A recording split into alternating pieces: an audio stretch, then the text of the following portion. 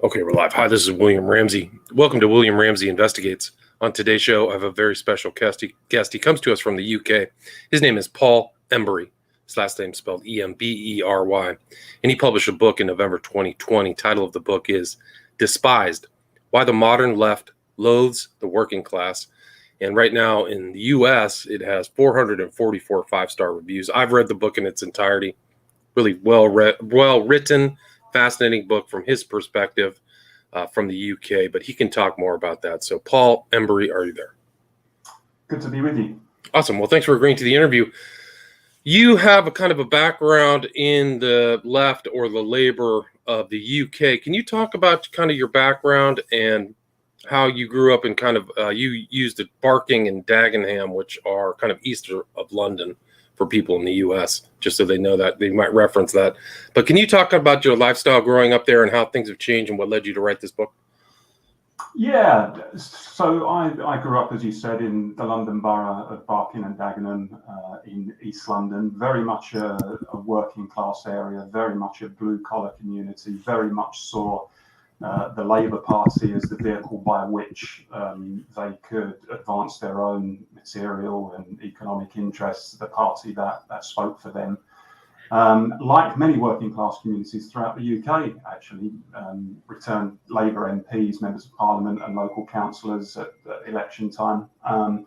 And whilst there were always some working class Conservative voters, the Conservative Party, large C Conservative, they were in a minority really in working class constituencies such as mine. And it was a very stable community. It wasn't particularly affluent, but there were good employment levels and there was very much a sense of community. People shared a similar culture, a similar background, had similar economic status. And I became an active member of the trade union movement in Britain, labour unions to you in the US, of course. At about 16 years of age, I've been an active member of the labour movement in Britain ever since. Been a member of the Labour Party in Britain for about the last 27 years, the best part of the last 27 years. And so my politics really, and what I believe is very much informed by that background, by growing up in a working class area and being exposed to those working class values. One of the things that was famous about Dagenham was the Ford motor plant. In fact, there was a feature film made about it a few years ago called Made in Dagenham. And that probably gives you an insight really as to the community: steady, stable, blue collar, working class, sense of community, sense of belonging. And as I said, very much look towards the Labour movement historically to speak on their behalf. So that's really the background to much of what I stand for and much of what I argue for. And can you define what your position of what the working class is? Because I think that definition is very important. Yeah, I don't think there is a single definition that everybody could possibly agree on. Some people on the left argue that it applies to anybody who's forced to sell their labour power in order to survive. Other people argue that certain people in certain positions, supervisory or managerial positions, couldn't possibly be part of the working class, or if they take a holiday abroad, or if they drive a nice car. So there are lots of different definitions. I tend to look at the working class as the type of people that I grew up with, really, the community that I grew up in, the people who do, if you like, the more physically challenging jobs in terms of manual labour, and the people who generally earn lower wages, the people who don't have much in terms of wealth or assets other than perhaps their own modest home or a few savings put by, people who live in the grittier parts of our country, some of the tougher parts of our cities, provincial Britain, small town Britain, that kind of thing, people who often work in blue collar industries. So I argue in the book that I think even if we don't necessarily always agree on a very strict scientific definition of what working class means, I think most people have got a fair idea, and that's my kind of unscientific definition of working class, if you like. Right. So you kind of came from the working class background, but you've lived through two very important events. I think you started out in your introduction. One is Brexit, and one is what happened December 12th, 2019. Can you lay the groundwork about these kind of huge tectonic plate shifts that occurred in the UK? Yeah, I mean, the whole Brexit thing was an earthquake in British politics, which many people just didn't see coming, because quite simply they hadn't been speaking to ordinary voters enough. They hadn't been going into those working class areas, those working class towns enough, and speaking to local people. And it was something really that had been brewing for a very long time, because there were many millions of people in Britain who felt completely disconnected from the political system and felt that the political class just didn't really care about them and didn't really understand them. And worse than that, actually loathed them, despised them, hence the name of the book.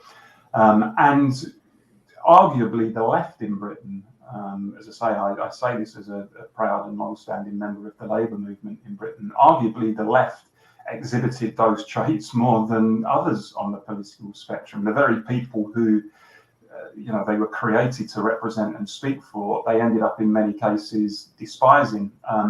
And that's because this disconnect had been brewing. I trace it back to probably the end of the 1980s, certainly the disconnect between the Labour movement in Britain and working class voters in Britain, where the Labour Party in particular, the British Labour Party around that time, started to go through something of a transformation. And it was becoming very much more middle class in its demographic, very much more based in our fashionable cities. It had a very metropolitan view of the world. It was becoming increasingly liberal in a social and economic sense, and very much dominated by the interests of graduates and the priorities of graduates, for example, and became this party of urban liberals in such a way where the working class element of the Labour Party started to be hollowed out effectively. And the thing about the Labour Party, which has been in existence now for well over 100 years, is it was always really a coalition. It was a historical compromise between, on the one hand, the blue-collar working class element, but also a layer of more middle-class, liberal, white-collar voters and activists who believed in Labour values, wanted to see a fairer, more just economy and society and so on. And the Labour Party was actually always at its most successful when it was able to hold that coalition together. The problem is that over the last 30 years, that coalition has become completely broken, and the middle class liberal element came to dominate, and the working class blue collar element was essentially elbowed aside. And the political priorities of the Labour Party became very much focused on, what you might call more middle class liberal priorities than working class priorities. Now, and I say in the book that in the first decade of this century, that was a very pivotal, I think, decade in the relationship between the working class and the Labour Party, and in fact the working class and the political class generally, because around this time the Conservative Party itself had very much begun to adopt very similar kind of centrist, as they call them, middle class liberal values. And in fact, the guy who took over the Conservative Party in 2005, David Cameron, was largely indistinguishable from Tony Blair politically. And the reason I say that decade, I think, was pivotal is we began to see very significant change in working class communities in Britain in that decade as a result of largely the emergence of the new global market. So we started to see very significant deindustrialization. We saw thousands of blue-collar jobs and production shipped abroad. In my own community of Barking and Dagenham, the local Ford motor plant became a shell, really, of its former self, and jobs were shipped abroad. You had the rise of the gig economy, as we call it. And at the same time as this very rapid deindustrialization was taking place, there was also a very rapid demographic change that was taking place as a result of the new global market, as a result of free movement in the European Union and so on. And that was resulting in very rapid and large-scale demographic change in working class communities. And frankly, that caused a very deep sense of bewilderment and disorientation. And people started to abandon the Labour Party. Millions of working class voters, slowly at first, began to either stop voting completely, they just abstained in elections, or they started to vote for smaller populist parties. And that, I think, so when you then fast forward to Brexit, the EU referendum in 2016, much of why that happened, in my view, is traceable to that disconnect that emerged over the last 30 years, but particularly in the first decade of this century. People looked at the political class and they thought, there's not much difference between any of you. You don't really look like me. You don't sound like me. You don't speak my priorities. And therefore, why should I stop voting? Why should I continue voting for you? And then suddenly in 2016, they were given this opportunity. They were given this, it was effectively the same as being given a gun with one bullet and being told, you can fire this missile and really shake up the political system. And they chose to do it. And when they saw the whole of the political establishment urging them to vote to remain in the European Union, they suddenly thought, well, you are the people who are responsible for my predicament. You've treated me like trash for the last 15 or 20 years.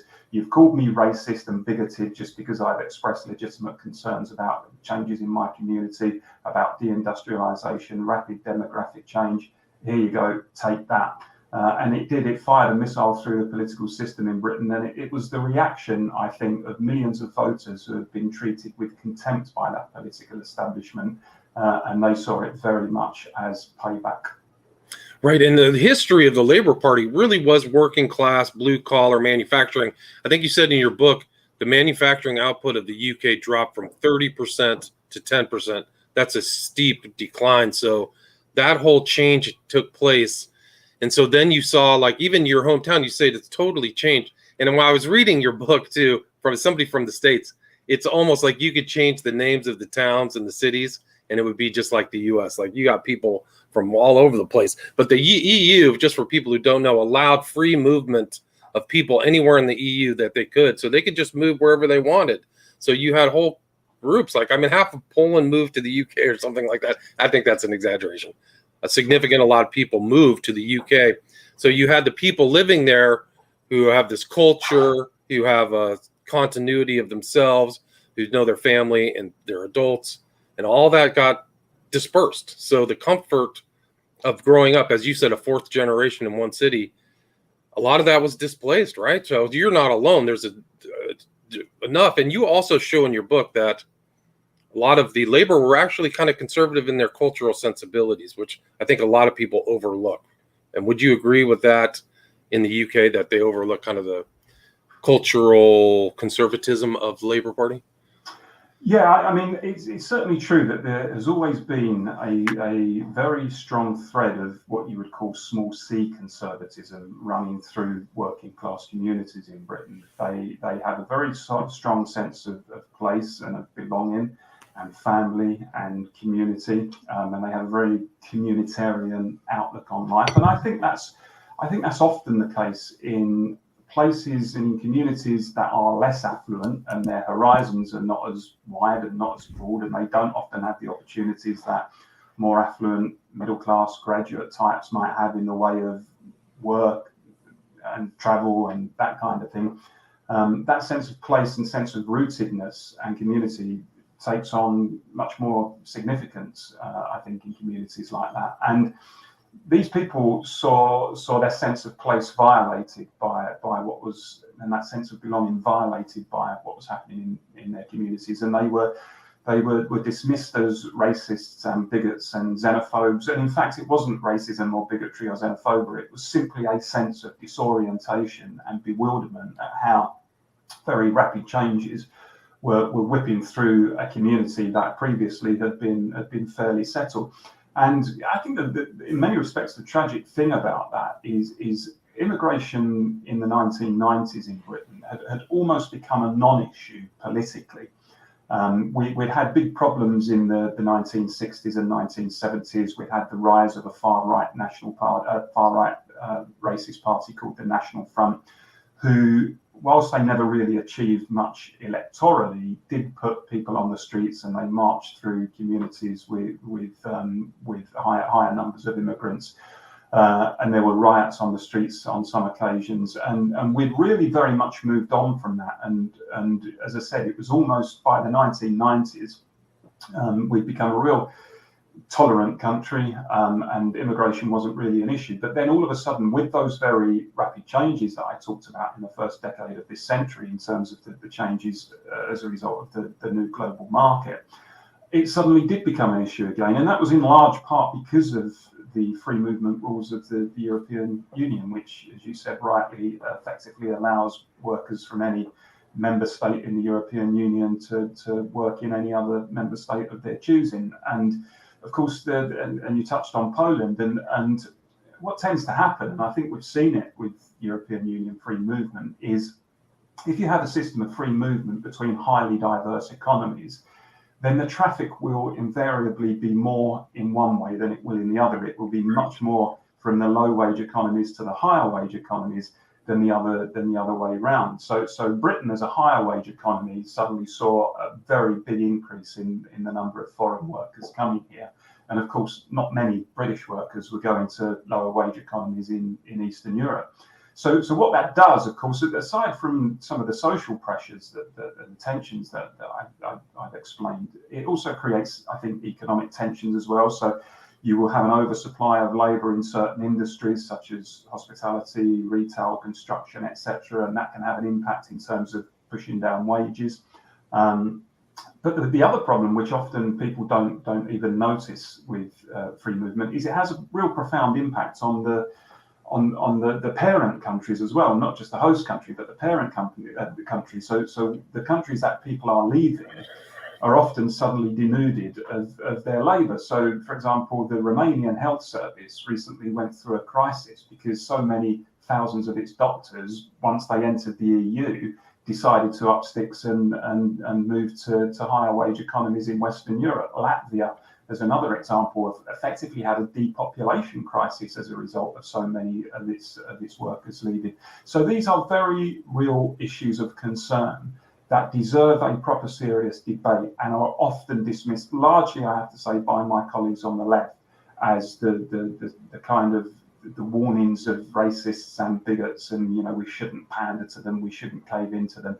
Well, we've seen what happens in Britain. We've seen what happens when you don't take on board people's concerns. You get a big political explosion, and that's something that the political class are now having to deal with. Well, it's the same thing here. And you talk about in your book how social services get stressed too by a population that wasn't accounted for. Like here, doctors and emergency rooms are filled with people. I mean, it's really crazy how in the United States, you can see the same issue about migration, illegal immigration, depression of wages, open borders. So you see that kind of same thing in the UK and the response there. I mean, we had our own kind of response. Donald Trump, as long as he lasted, I think was very under similar things that happened in the UK. And you also talk about kind of the same thing that is happening in the US as the UK, is this kind of, you call it liberal wokedom, where the free speech and communication and dialogue are not allowed. Like you can get, and you cite so many examples of people whose lives have been ruined. And the same thing's happening here. Can you talk about the effect of that kind of mentality on debate and change and upon really the labor, the left or the labor class? Yeah, I mean, it's been fascinating in many respects. The left in Britain, which traditionally, historically, had always been very much in favour of freedom of speech and articulating ideas that challenged establishment thinking and took on conventional wisdom, has suddenly become a body of people that believes rigidly in one point of view on important topics and tries to enforce this conformism in the most authoritarian way. And it is very disturbing, actually, that nowadays, if you are somebody who, particularly if you hold a position of any of any public note, or if you are somebody of some degree of importance in terms of your professional career, if you say the wrong thing, if you articulate the wrong view, then you will be attacked, and you will find that large numbers of people, often on the left, are calling for you to be sacked, are calling for people to boycott you, and are quite happy to see your livelihood destroyed. And that's something really that needs to be challenged. And there's an awful lot of cowardice, I have to say, right across the political spectrum and across the media. Because in my view, the only way that we're going to challenge this demand for conformism is for people to face these people down. They actually represent a minority, but they're treated as if they represent a majority view, and they really don't. And they're getting away, frankly, with silencing people and with shutting down debate. And I understand it's something that something similar is happening in the US as well. And it's, I think, probably become worse with the advent of social media. So we see, Twitter storms and Twitter pylons against anybody who expresses an unfashionable political or moral opinion. But as I argue in the book, progress only ever comes about through people challenging establishment thinking. And that's something that should be encouraged. And instead of that, in Britain, we have safe spaces, we have a great degree of groupthink, we have echo chambers. Even in universities now, we have safe spaces. Universities should be cauldrons of debate where students should be exposed to all different kind of competing views and ideas. But often now they hear one particular view, and it's almost as if we're told that causing offence is itself an offence, even though all you've done is expressed your own political view. If you've caused offence, then you shouldn't do that again, and you should be shut down. And in fact, of course, nobody has the right to not be offended. I'm not suggesting, and I've never suggested that we should seek to gratuitously offend people with our views. Of course not. But if you express a genuine view and someone happens to be offended by that, then the problem is with the person being offended, not with the person who's expressed the view. But we're almost at a situation now in Britain where if you say I'm offended, that's almost regarded as the clincher in debate. That's enough to close the debate down. And whereas once upon a time we would say, I disagree with you, and we would set out the reasons why, often we say now, you mustn't say that. So it's a suffocating, stifling atmosphere at the moment in terms of debate, and it's not something that should be allowed to continue. Right, and you mentioned in your book even the word hate now. So some things are interpreted as hate. So even debate, dialogue, or like something offensive can be termed hate, and then you're actually under a statute. You mentioned like 3 or 4 statutes that have been passed in the UK in the last 2 decades that really tell that story. And you tell some horror stories about, like, a woman said, I think there's only 2 sexes, and the cops showed up at her house. I mean, and these are only the stories we hear about through the media. And one has to wonder how many of these types of incidents have happened that people don't hear about. I mean, a good example, actually, 2 or 3 days ago, somebody in a town in the county of Hampshire in England placed a poster on a lamppost, which said it's okay to be white, which I think was probably a reaction to the fact that we've had this debate, as you had in the US, about white supremacy and white privilege, and white people are constantly being told to check their privilege, and with the BLM movement, some of this stuff has intensified. Well, that poster was put on a lamppost, and the local police constabulary, Hampshire Police, are now investigating that as a hate crime.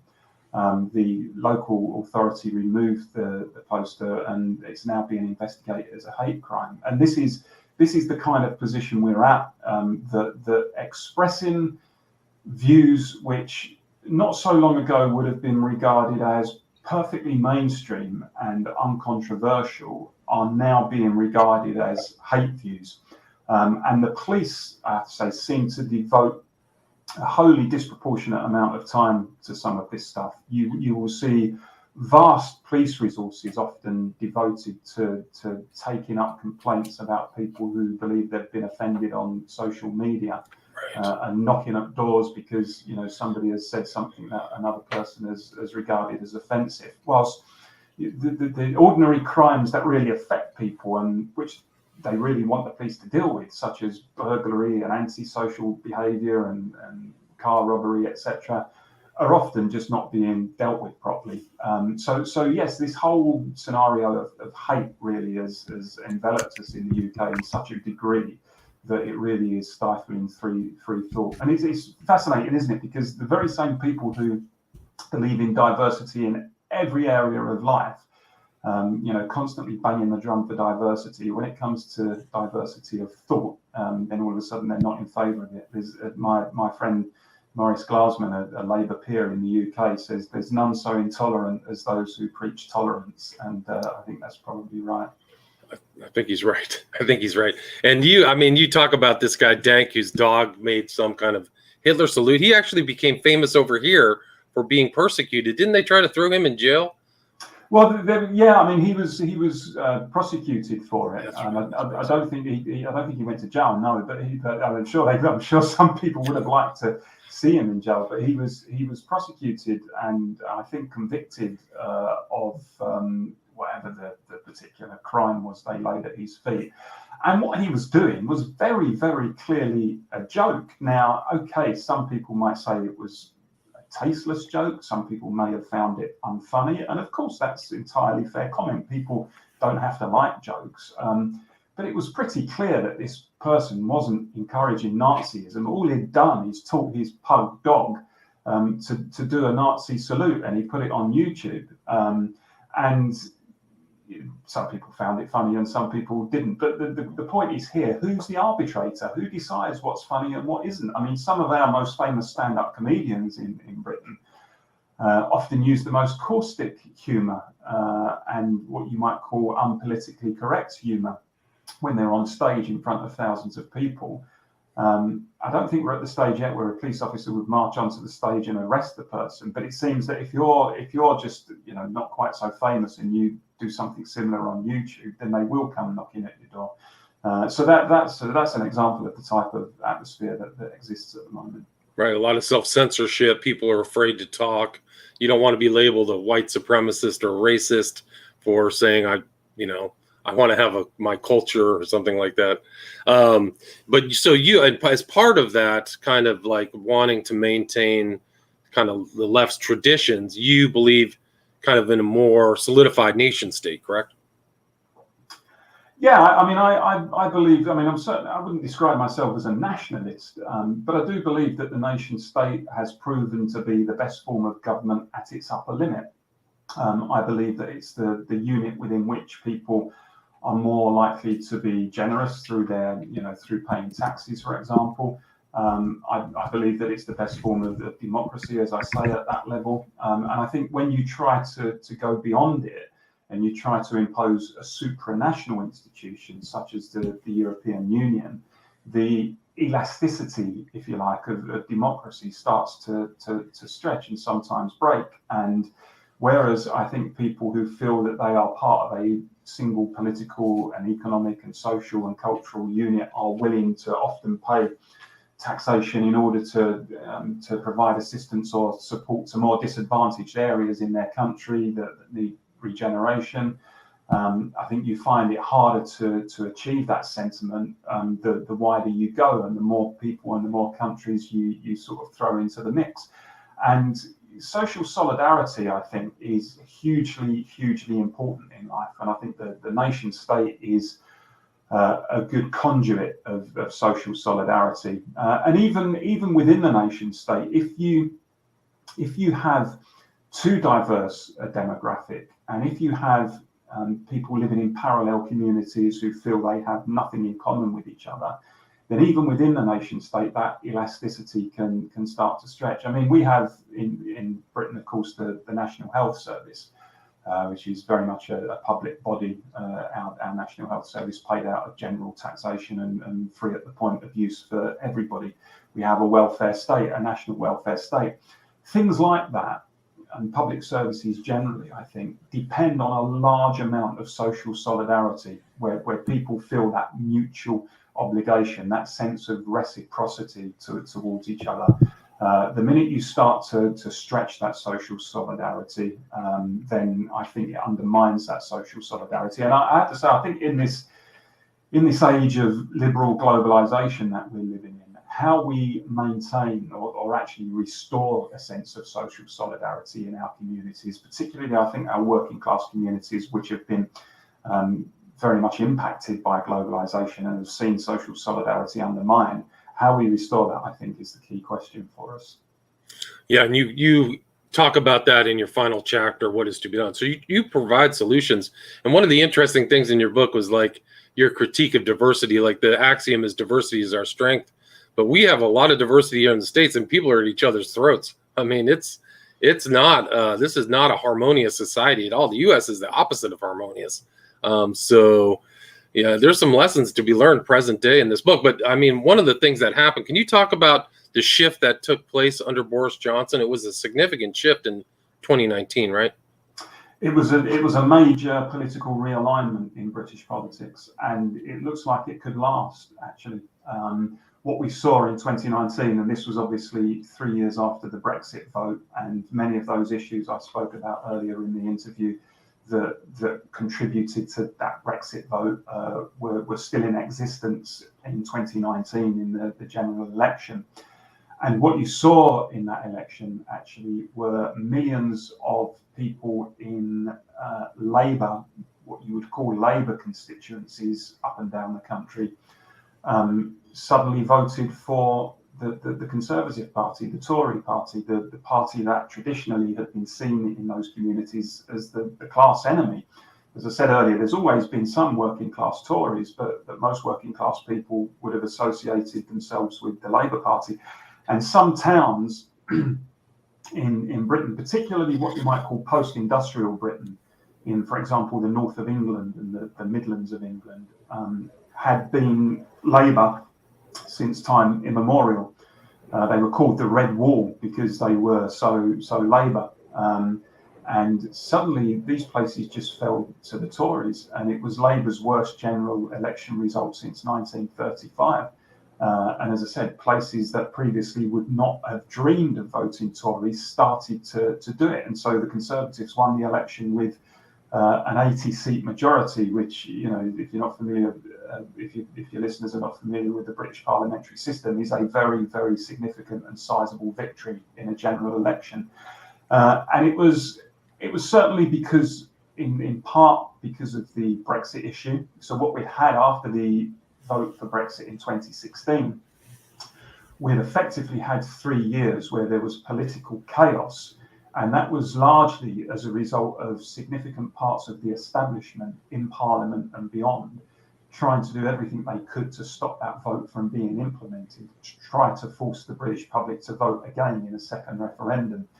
And the British public, particularly people who had voted to leave the European Union, but not exclusively, I mean, lots of people who had voted to remain in the European Union as well, were becoming increasingly angry at the chaos that never seemed to be ending. And so when Boris Johnson was elected as leader of the Conservative Party, and a few months later called an election and promised to get Brexit done, it was effectively a referendum on whether or not we were going to go ahead with Brexit or whether we were going to cave into those forces demanding a second referendum. And it was a clear and decisive result. And those Labour working class communities, which had voted very heavily for Brexit for all the reasons I said before, as I said, they threw their lot in with the Conservative Party. I mean, it wasn't just about Brexit. Labour had a leader at the time, Jeremy Corbyn, who many people didn't regard as being particularly electable, and you had that storm brewing that I talked about. The disconnect between the Labour Party and the working class in Britain had been going on for many years and getting worse. So it was a culmination of all of those things, really. And the thing, I think the danger now for the Labour Party, and I say this as a member of the Labour Party and as a Labour activist, is I don't know that Labour can ever win those people back, because that taboo of voting for the Conservative Party has now been broken. And like any taboos, once it's broken, people are not fearful about doing it again. So Labour has got a real difficult job on its hands to win those people back. And the position it finds itself in now, which is potentially heading for electoral irrelevance, is entirely self-inflicted for all the reasons I said. Right. So it's interesting. And did the Conservatives kind of try to present Johnson as a populist too? Is that what kind of draw people over? Because that's what they did here under Trump, was this so-called populism. Do you think that the Labor Party's ideas will be will they be treated better by the Conservatives, or just as what happened in the past? Do you think the Conservatives will actually kind of look at some of their new voters and respect their political aims? It's interesting because I think the Conservatives' messaging over the last 2 years, going into that general election and since, has been quite clever. Certainly the Get Brexit Done, which was effectively their main slogan for that general election in 2019, Get Brexit Done, that was a very powerful slogan, and I think made a real impact.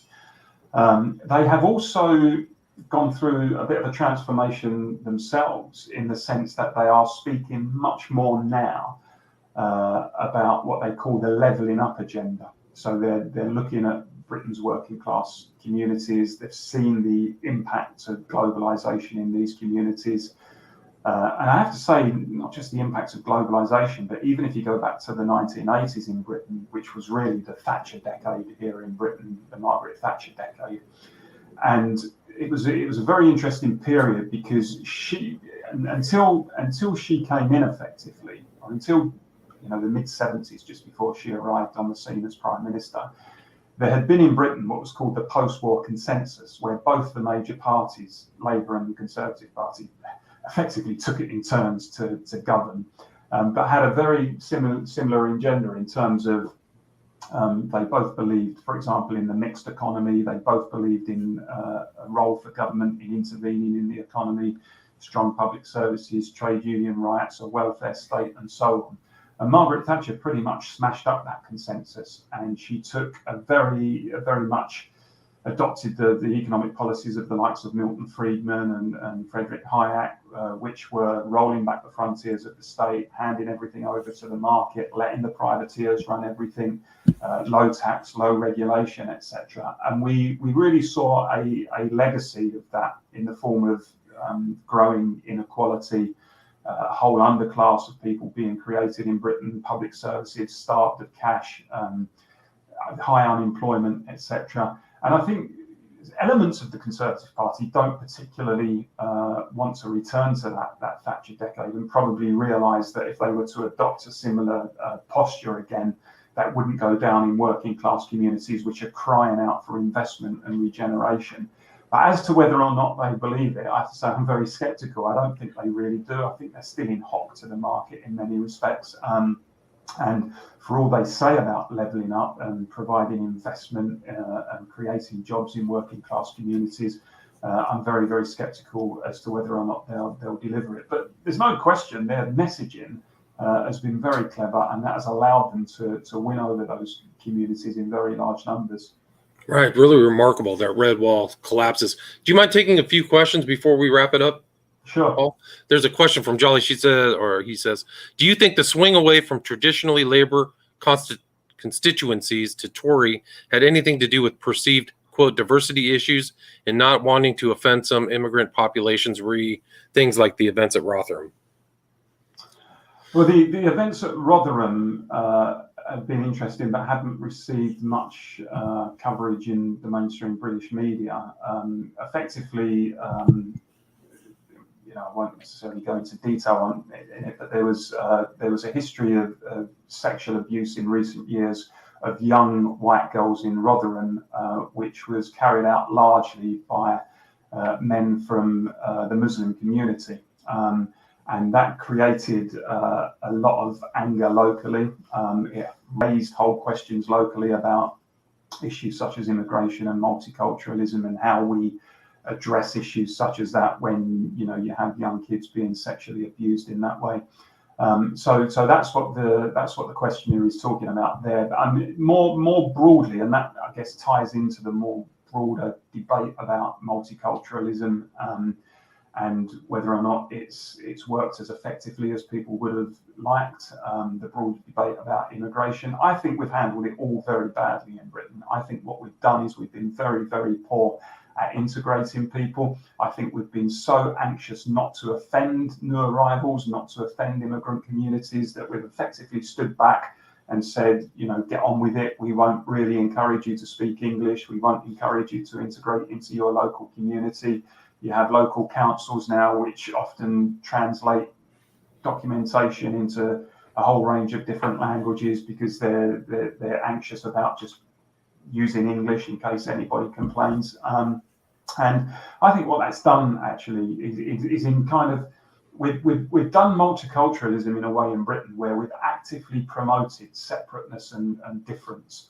And that, not surprisingly, has pushed people apart and pushed communities apart, instead of saying to people, look, you're here, you're very welcome, we're happy to have you. This is how we do things. This is our culture. And of course, we absolutely defend the right of people as individuals to worship the God they choose, to eat the food they choose, to wear the clothes they wish to wear. But actually, you have to do your best as well, I think, to create as deep cultural bonds right across the country as you can. And we've been terrible at that. And it's become the whole issue of immigration and multiculturalism, as a result of that, has become a running sore in British society when it needn't have been that way. And it's interesting, you counterpoise the identity politics with the concept of the melting pot. And here in the States, we used to have cartoons as kids that the U.S. was a great melting pot and everybody mixed. And that's all gone here, too. So it seems like that's just the same ideology is being operating in both countries in the UK. But a really excellent book and a great talk. Thanks so much for your time. Again, the title of the book. One more thing, though, Paul. Is there a website for you, or where can people reach out to you, social media, if they have any questions? Still there? Let's see. Anyway, the title of the book is Despised, Why the Modern Left Loathes the Working Class, published by Paul Embery, Embery, published November 2020. And here in the U.S., I think it has 444 5-star reviews, so it's very well received. But Paul seems to have locked up. Let me see if he comes back here. Let me see if he has a website. I know this book is available on Amazon, so I'll put the link to his book in Amazon. And let's see if he pops back. Oh, no, he's not connected. All right. Anyway, thanks for listening, guys. Take care. Bye-bye.